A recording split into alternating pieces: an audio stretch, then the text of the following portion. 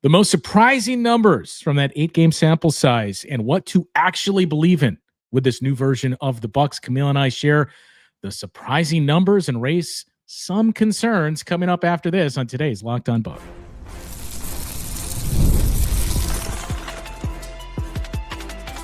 You are Locked On Bucks, your daily Milwaukee Bucks podcast, part of the Locked On Podcast Network, your team every day. Welcome into Locked On Bucks. My name is Justin Garcia, joined as always by Camille Davis. You can hear me on the Bucks Radio Network throughout the course of the season. We are now less than 3 weeks away from the first of those instances, and you can find Camille as one of our analysts on the Locked On NBA show and the Technical Foul podcast as well. We thank you for making this your first listen of the day each and every day. Today's episode is brought to you by FanDuel. Right now, new customers can bet just $5, and if your bet wins, you'll get $300 in bonus bets to use across the app. Download the app today. So we've made quite a bit of mention of this new look Bucks team, and it was yesterday's show, I believe, Camille, where we again had the discussion about modernizing this Bucks group and what that means exactly. The style of play, your switchability, your two-way play is the big piece of it. And we saw a decent amount. I'll even say we saw a lot of that last year in the final 8 games of the regular season. We go back to John Horst's interview with Eric Name in the lead up to the first week of free agency, where he himself said, it's not a large sample size. We like to go off of that when trusting your data, but we do trust and feel good about what we saw. You and I have talked quite a bit about that exact caveat. Not a big sample size, but so we figured for this one, it's probably going to stretch multiple episodes to take a look at like what's actually real in this and what can we take from it.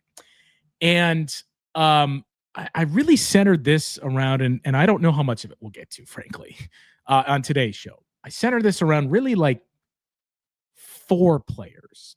Okay. At 2 of the more important positions on the floor. Kevin Porter Jr., Damian Lillard, Brook Lopez, and the tough part, Miles Turner, who we obviously don't have any Bucks data on Miles Turner. We can somewhat look at the Pacers, although not an apples to apples comparison, but it's really focusing in on that. And then the harbinger of all of it is Giannis Antetokounmpo. So in those games last year, and this is not just the 8-game sample size, this is with Kevin Porter Jr. as the point guard on the floor. Where do you think the defensive rating?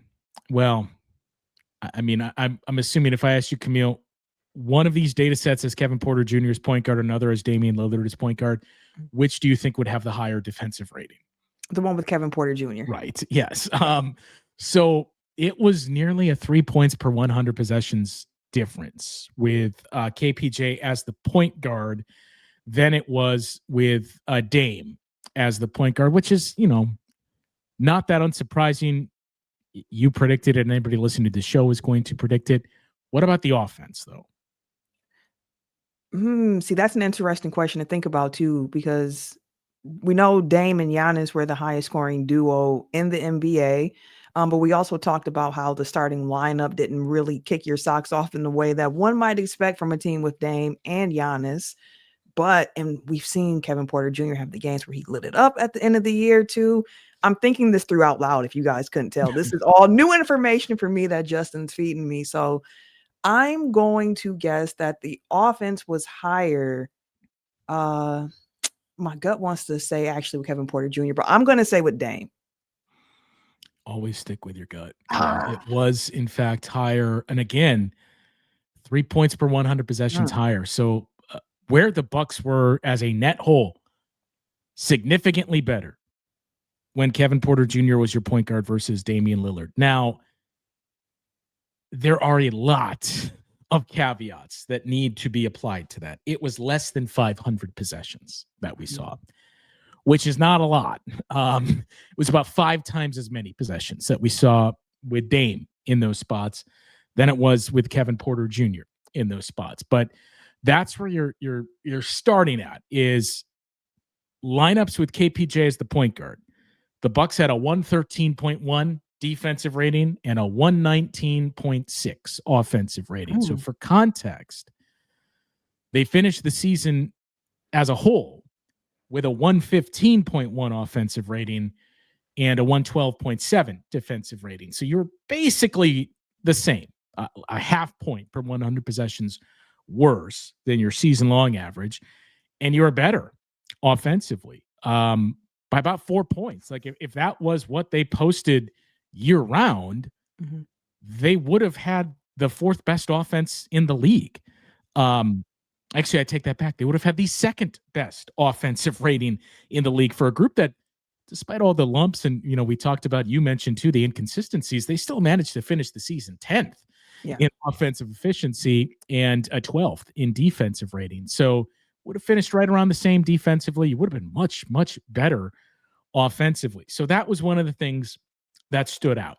Now, if we distill this and add a little bit more of a filter and say, well, what's the most important thing about this Bucks team?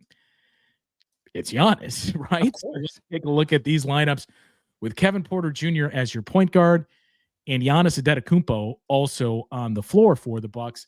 And that's where we started to see quite a wide gap. Now, we said the KPJ as point guard lineups is a very small sample size. KPJ as point guard with Giannis on the floor is an even smaller sample size. So that is run those bench units for a while, so that does make sense. But these numbers, and we talked about it high level throughout the course of the season last year as it was happening, a little bit in the offseason as well. But these are eye-popping. They were elite on both ends of the floor. You know what? I'm just going to ask you to guess. Just give me a general number. You don't need to nail it by the 10th, but just numbers. If I told you again, here's where the Bucks finished the season, 115.1 offense, 112.7 on the defensive side. So KPJ is your point guard and Giannis on the floor. What do you think those two numbers were? Okay, let's see. I think I would go then with the offense, let's say about 117. And then for defense, I'll say, let's go 105. I'm gonna give them, you seem like it was a drastic switch. Let me go 105 for defense. And like the 117 for offense. So you pretty much nailed one of them and then nailed another one for the next data set we're going to talk about. It was elite on both ends of the floor. KPJ at point guard, Giannis. Dame at point guard and Giannis on the floor was good, but not great. So in those lineups, it was a 117.9 offensive rating and a 112.5 defensive rating. So again, your defense was basically where it was last season, which is unsurprising given the minutes that Dame played, even with the injury. Your offense was a little bit better, right? Right. In the KPJ lineups, and I cannot stress this enough, the small sample size, we should have made a scroll or some type of warning. Small sample size warning here. 129.3 offensive rating, 103.7 defensive rating. So more than 25 plus 25 in the net rating with those two guys on the floor is why you look at what they did and you see John Horst make that same disclaimer and say, look, I know it's not a large sample size, but we believe in what we saw. I think it starts there with those numbers. You said it was a plus 23.5? 25, basically. Yeah, 25.6. Net rating with those two on the court. And this is cleaning the glass, too, taking out the garbage time. Even better. That's even stricter. So, okay. I'm impressed to hear that the net rating was that massive when those two share the court. Like, thinking about how the season played out and thinking about, like, what I was thinking in real time of watching them play, it was like the offense seems like it's clicking. It feels like they're getting chemistry. The defense, I do remember, like, the stop. Like, you see the stops, but I wouldn't have thought that it was still to that level and it was that drastically different than the standard that we had seen the team play throughout the entire season. Like, I thought it would have been a bit better defensively for sure. Like I mentioned before, offensively, I thought Dame would have still had some of that magic there in the sense of the raw numbers, but I'm shocked that it's that wide of a gulf here. And it's a very, very small sample size, right? It's basically, for all intents and purposes, KPJ is your point guard with Giannis. It's basically the last 7 of the last 8 games of the season, because Giannis didn't play in one of those.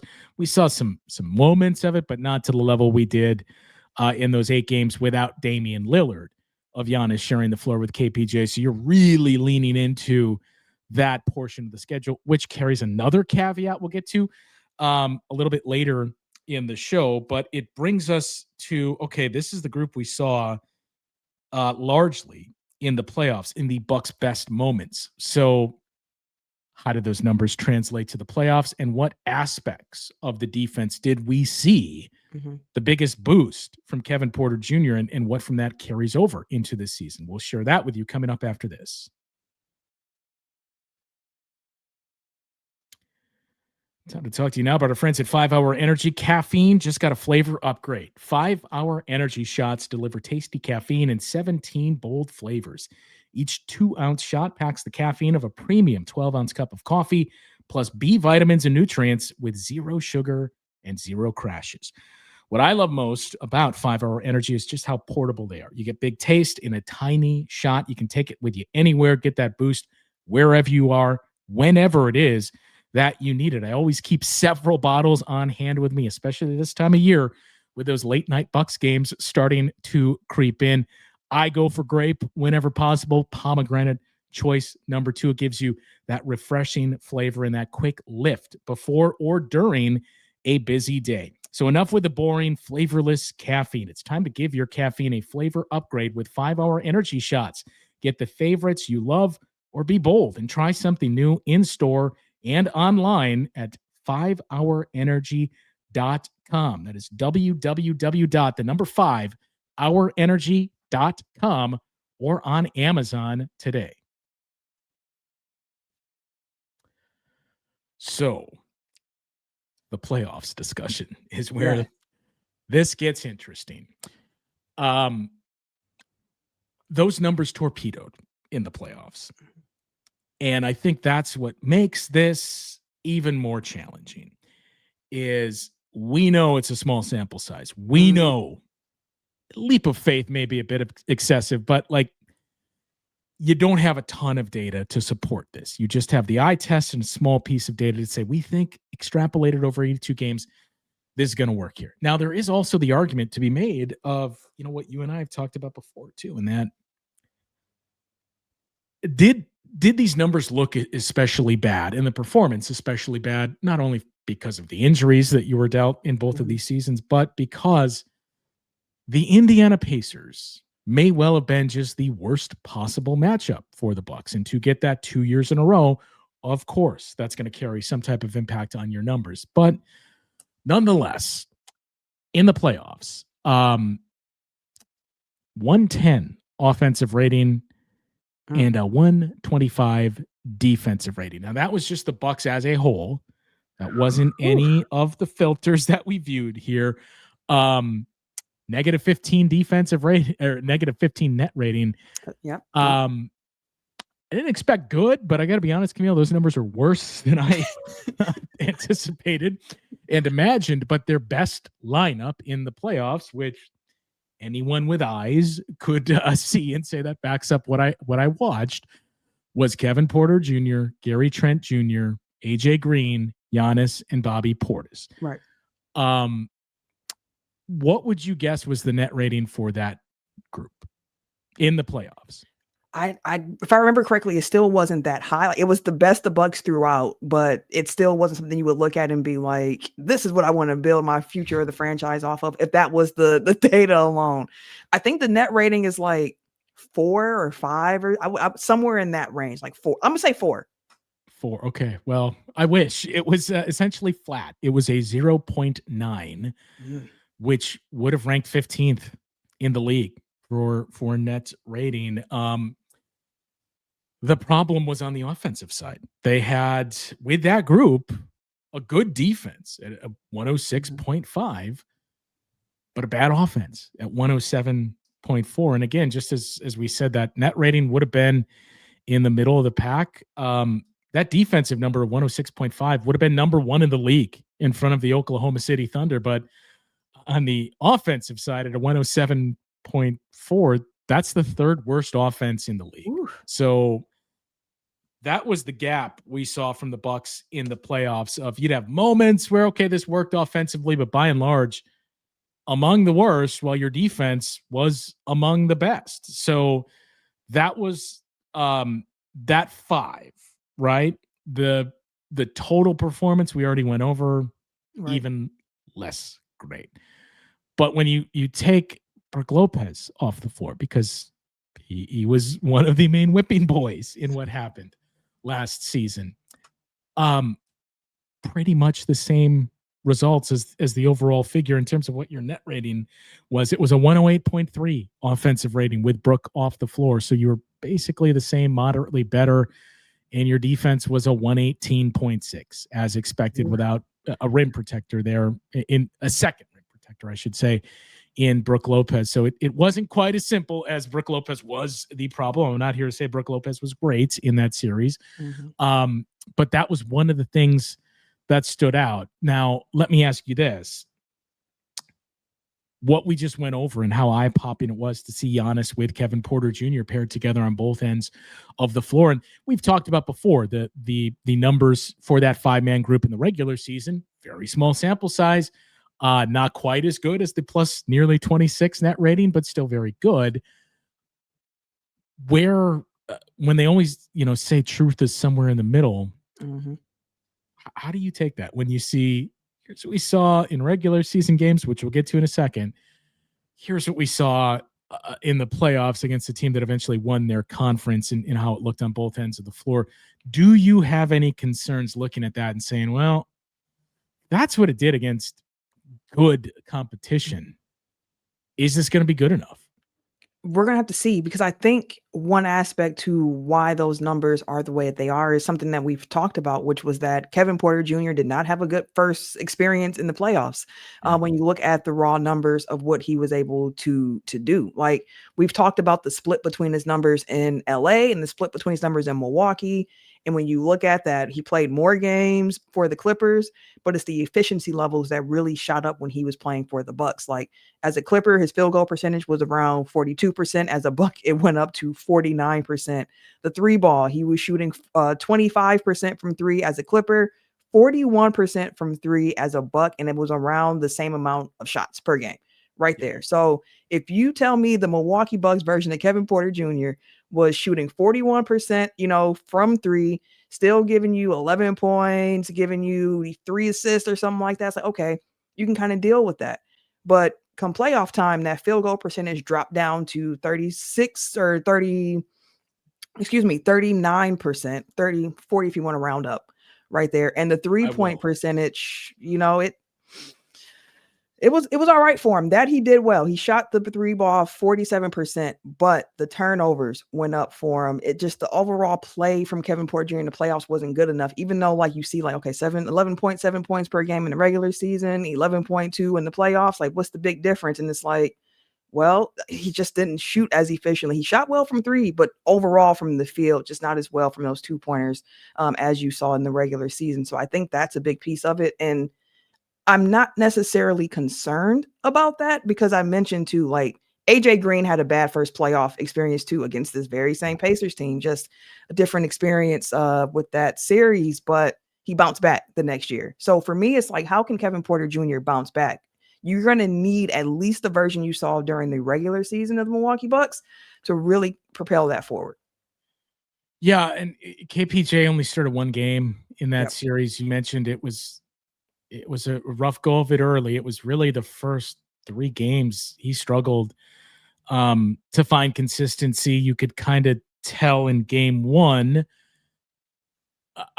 It may be too drastic to say he wasn't ready for the moment. It took him some time to get acclimated. He was certainly not efficient. You went over those numbers.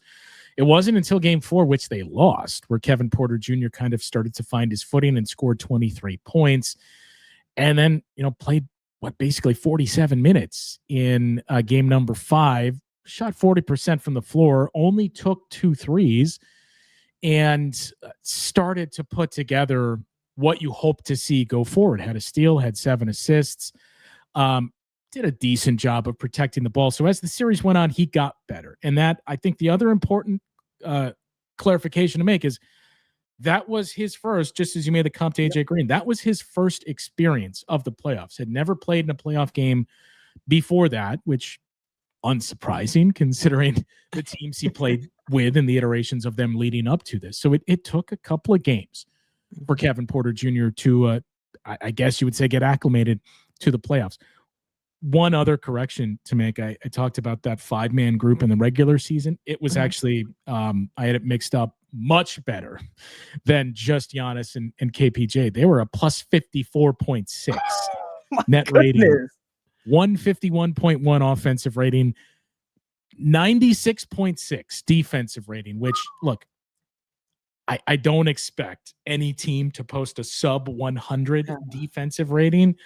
But it is clearly much more possible, I think, much more realistic for this version of the Bucks to be bordering on 100 for a defensive rating in the low 100s than to see like, holy cow, the Bucks have a 120 something offensive rating. So those numbers, that's the one thing that stands out more than anything else when you look through all of these pieces of data here is the defense. And we've talked quite a bit this offseason about defensive expectations. We asked that question in the fan survey as well and got a number of the responses, a majority of them saying, I expect this team to be a top 10 defense this year, to add a more mobile version of Brook Lopez, to have that trade-off when we just went through what did the defense look like with KPJ at point guard versus Damian Lillard, Giannis as the ultimate helper. Like, there is a path for this defense to be really good.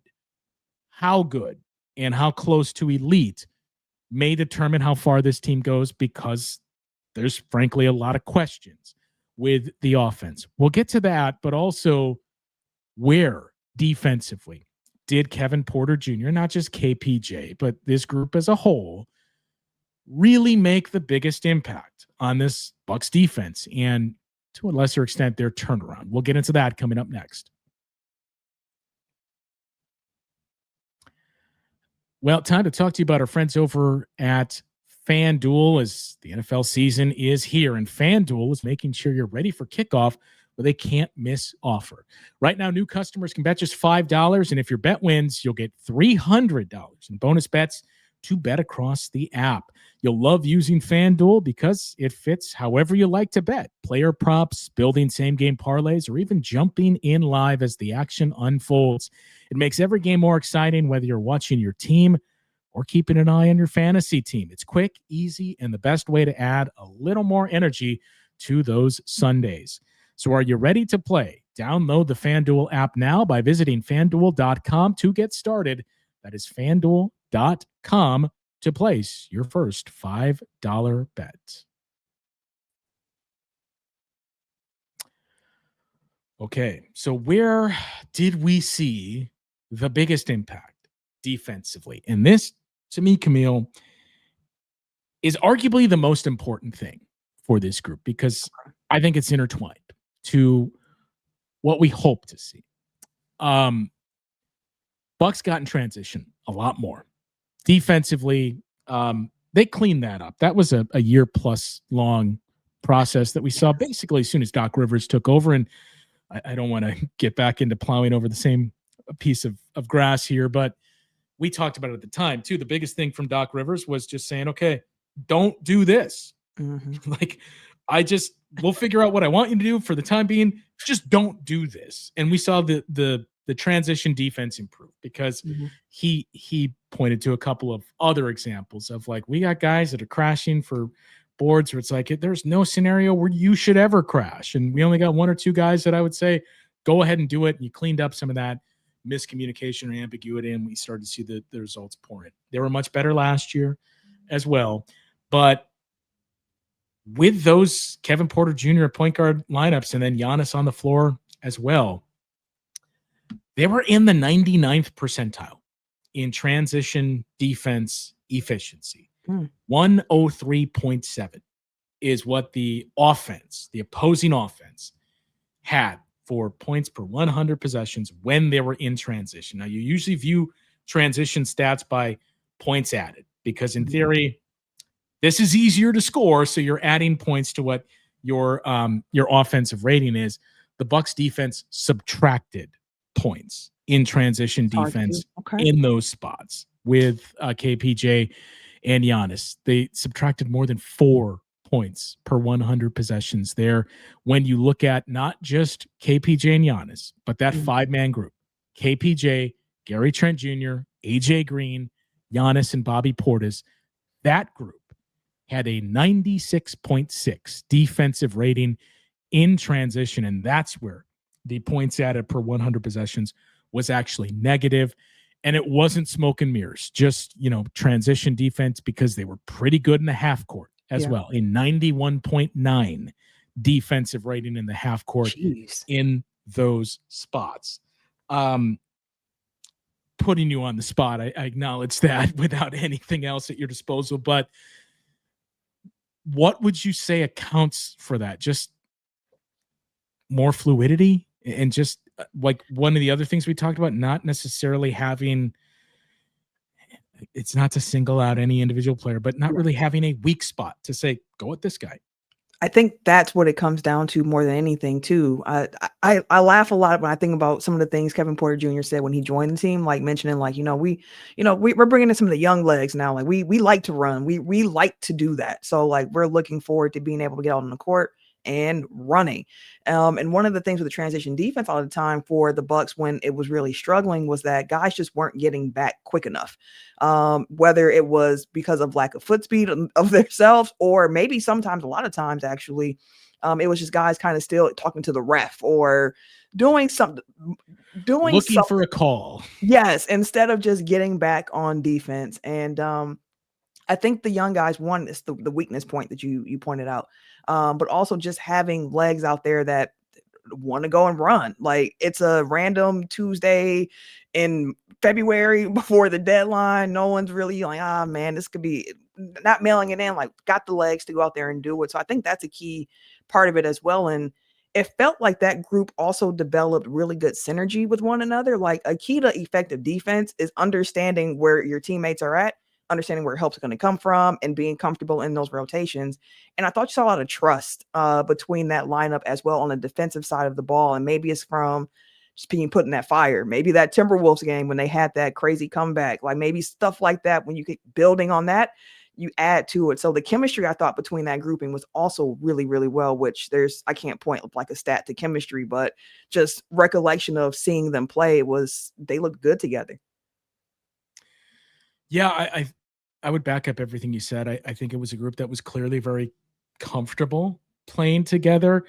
There weren't glaring weak spots, right? And we saw throughout the season, I think teams viewed AJ Green as a weak spot, and then you eventually learned he is not. But it was just a much more connected group defensively, and you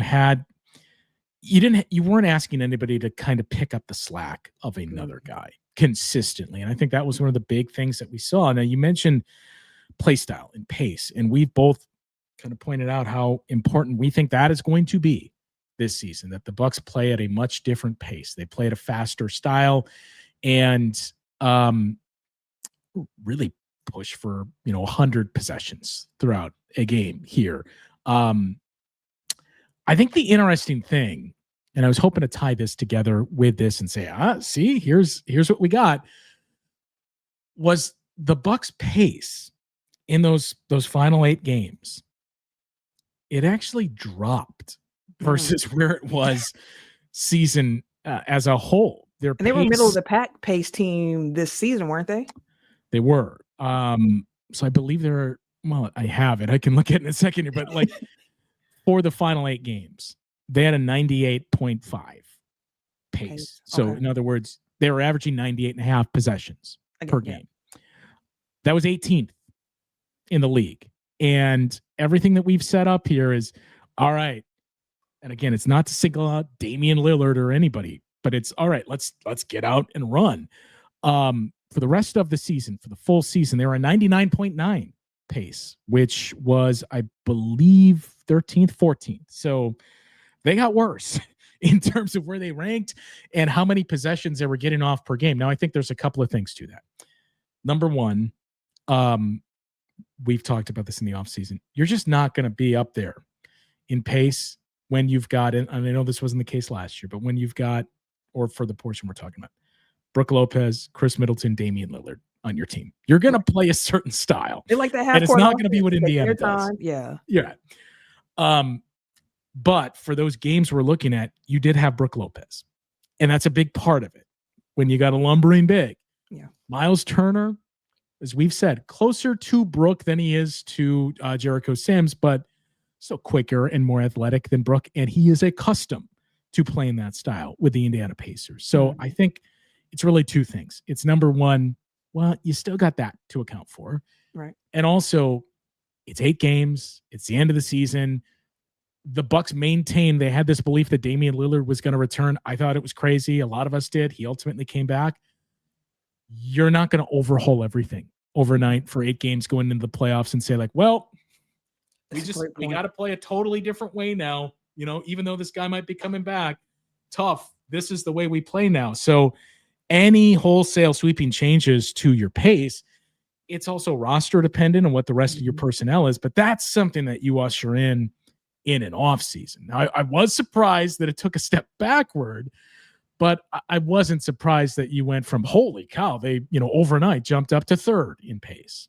See, that's a piece. I know media day, it's a lot of buzzwords. Like you have media day bingo with a lot of my life. We're going to do this. Of course. But like, I am curious if pace is going to be a point of emphasis for the team this upcoming season for the very point you mentioned of, okay, we're seeing this vision of moving the team into this direction with more mobile bigs around Giannis, with the more agile shooters around Giannis, with defenders. Okay, if this is the mold that we're going for, like, we have to make sure we also increase our pace this upcoming season. And having Giannis as the primary ball handler can help in that. Like, just trying to find those ways and avenues and being like, okay, this is now a point of emphasis. We didn't have this point of emphasis before because, one, like you mentioned, not doing it for 8 games, but also not changing things up right before you go into the playoffs of like, okay, now learn all of this. Forget everything else we've been talking about throughout the year. Just do this instead. So, I mean, yeah, I think that media day, I'll be curious to hear how often pace is brought up for this team going forward. So I think the last thing to touch on with these specific numbers that we pointed out is number one, it is a very small sample size. It is 8 games, and it's really 7 games because Giannis played in 7 of those 8 games. But it's the 8-game win streak, and I mean, not just Giannis. That final game, right, against that's the Kyle Kuzma and the Pat Connaughton game. So you have that caveat. And it's also important to note that in those 8 games, only one of them was against an opponent with an offense that was in the top 10. Now, that game was arguably their best win of the season and one of their most impressive, clearly their most impressive win in that stretch. That was the Minnesota Timberwolves victory. Yeah. But that was the only game in that mix that you would look at and say, okay, that was a really good offense and a really good team that this defense stifled and had that type of performance against. The others, you had 4 of those 8 games against teams in the bottom 10 in offensive efficiency because you had 2 games against the New Orleans Pelicans. You had the Miami Heat who were struggling there. You had the Philadelphia 76ers who, at that point, that version of the 76ers that you were playing was something, right? So you did catch quite a few breaks in terms of the schedule and who these games came against. So that's the other big caveat that you do have to apply to all of this. But in a sense, in a way, it is kind of similar to the conversation that we've had about summer league performances. And that, look, beating the crap out of a bad team, pummeling them defensively. Does that mean you're an elite defense? No, but that's also kind of what you need to see. Like, it doesn't mean you're great and you're elite, but when you don't do that is when I start to have the questions. That's what I always say. Like, yes, people want to say like, man, it was a bad team. But if you blow out a bad team or you do what good teams are expected to do against bad teams, I don't look at that as a slight. I look at that as like, okay, you're actually on board. You're on schedule, because we don't have to worry about how like earlier in the season you might lose a game to the Nets or Chicago or whatever the case may be. And rather it's like the focus is there. Like, of course, every so often you get got. Like, that's just the nature of the game. Sometimes it's a bad night, the other team has a good night, and you roll from there. But the consistency of it, of like, can you consistently show that you're a great team and this is a bad team? And if you can, like, it does show me something. So I'm definitely with you on that. And transition defense is really what stood out the most in that game against the Minnesota Timberwolves. That was another instance of the Bucks subtracting from the opponent's total. That was one of their better games, if not their best. I haven't gone through and looked at every single game log, but Timberwolves were a -6 on points added in transition in that game, which is almost unheard of. That's what the Bucks were doing to them in transition. And that's really the game that you would point to as the Kevin Porter Jr. game to put on his resume and say, here it was. Like, this guy made a massive impact.